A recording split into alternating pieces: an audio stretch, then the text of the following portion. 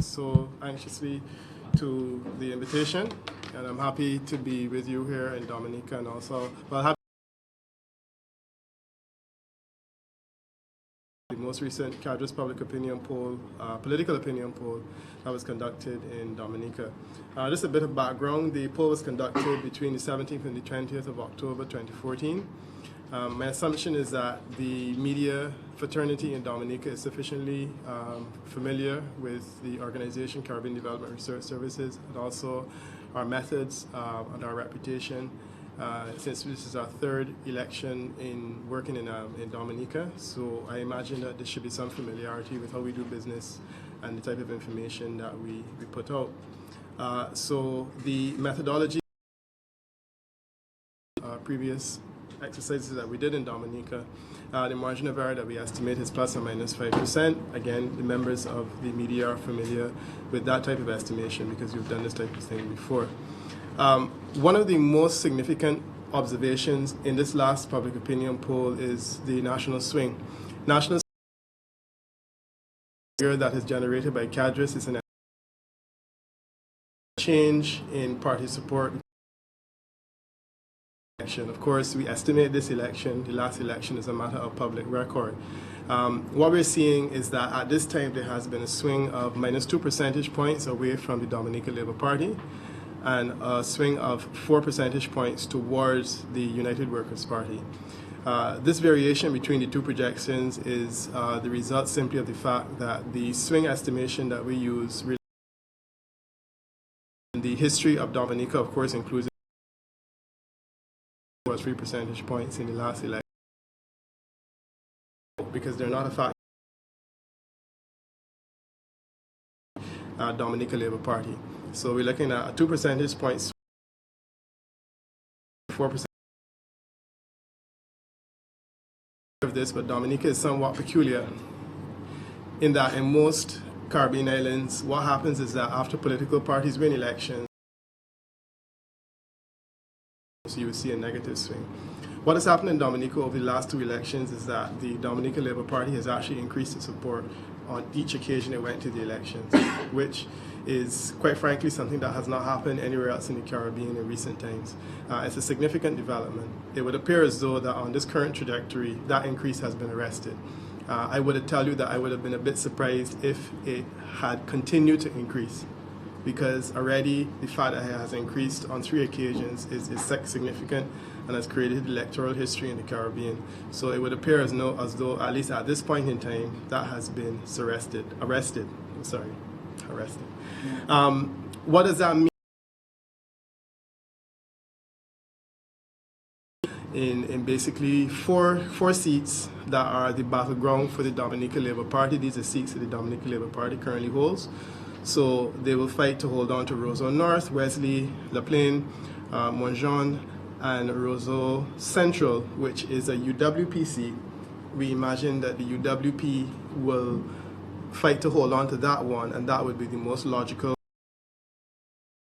The Dominica Labour Party would be able to grow their support in. With a swing projection of minus 2 percentage points, it can go either way, in the sense that you could have, within that margin of error, you can have actual growth of the Dominica Labour Party for a 4th time, or alternatively, you can have a deterioration further of UWP's fortunes that takes it to more than 2 percentage points, because that's the way that the swing estimation goes. You have a margin of error in there.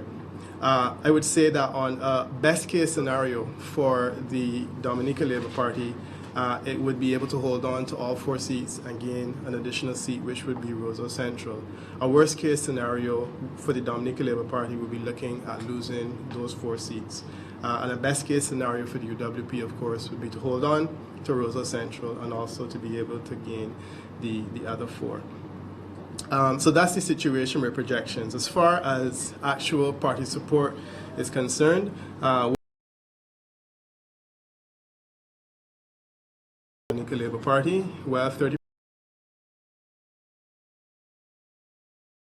refuse to tell us who they will vote for. This is, of course, a situation where people say, we know who we will vote for, but we just won't tell you. That's entirely normal in this type of exercise. The Dominica Freedom Party maintains at this time 0.4% percent support. These are people who identify themselves as Dominica Freedom Party supporters. Needless to say, they're not fielding any. A couple more things I wanted to mention in the concern to Dominicans. That was one of the things that we asked in the survey. The single largest number of people said that employment was their main concern, 31%. 22% were concerned about the cost of living, and 16% were concerned about the economy. I thought it was significant because if you follow social media and other sources of news and information from Dominica, there are always suggestions that a big issue of concern is corruption. In our survey, we found that corruption was a concern for 2% of people in Dominica, suggesting that it does not figure on, particularly significantly in terms of the scheme of things. We also use a gauge, which is normal, where we ask people, do you think the country is on the right track or heading in the right direction? And in this regard, 42% of people said they believe the country was on the right track, while 38% of people said the country was heading in the wrong direction. I found it significant that if we compare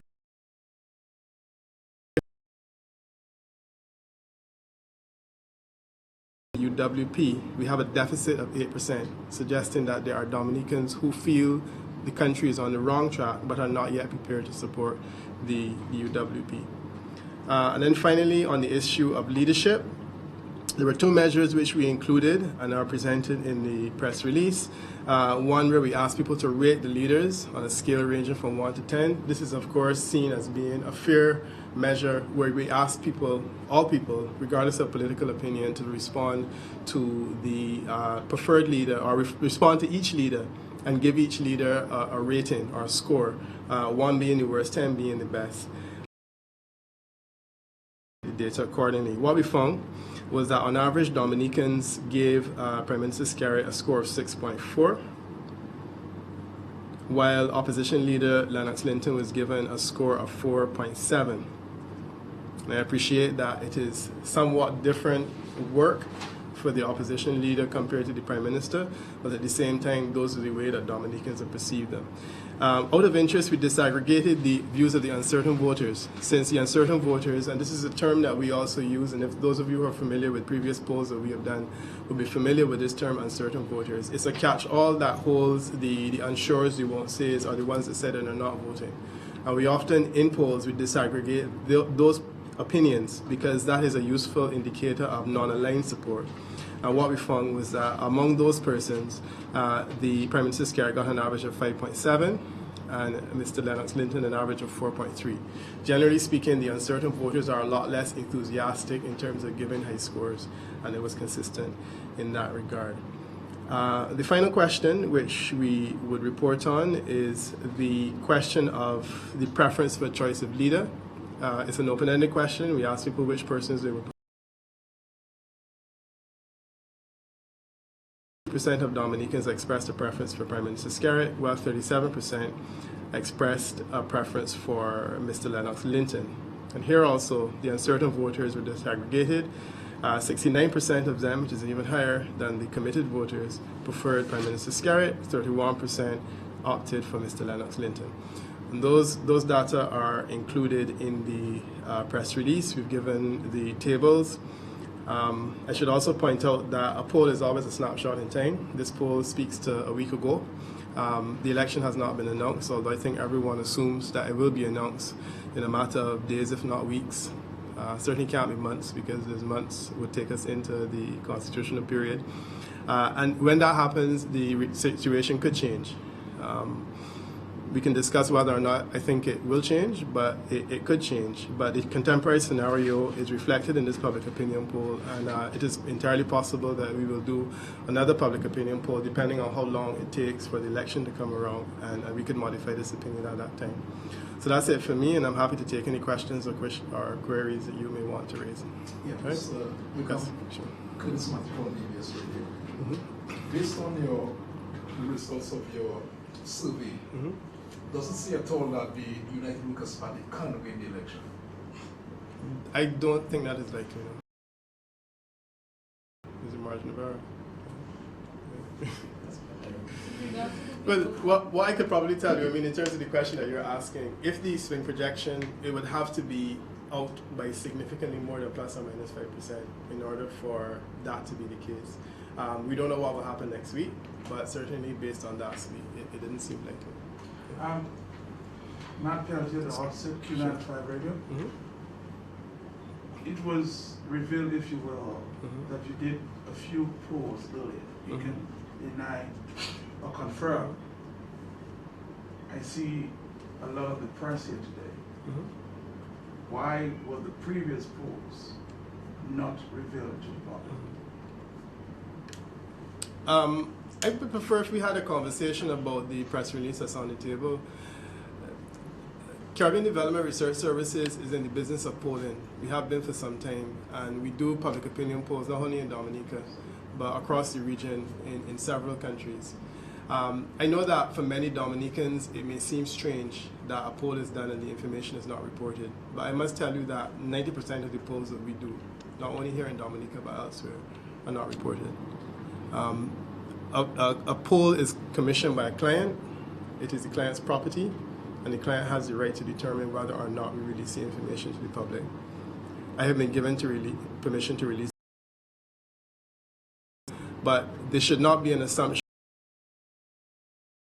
CADRES does a poll in any country, including Dominica, that the information will be released, because in many instances it is someone's private information that they're paid for, and they're entitled not to do so.